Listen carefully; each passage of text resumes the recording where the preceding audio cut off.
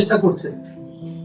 এই জন্য আপনাদেরকে সাধুবাদ জানাই যে আপনারা, আমরাও মনে করি আমাদের পরবর্তী প্রজন্ম, আপনাদের নাতি নাতনিরা যাতে সেই শিক্ষাটা পেয়ে তাদের বাস্তব জীবনে ওটা কাজে লাগাতে পারে। মানব কল্যাণ, যেটা আমি আবারও বলছি, আমার বাবাকে যেটা ছোটবেলা থেকে দেখে আসছি, মানুষের উপকার করা, আমাদের আগামী প্রজন্মকে সৎ ও নির্ভীক ভাবে, আদর্শ ভাবে কিভাবে মিরপুরকে তারা রাজধানীর বুকে, হ্যাঁ আমরা মিরপুরে থাকি, সবচেয়ে ভালো জায়গায়, এটা বলতে পারে, আমি সেই আশাই ব্যক্ত করছি।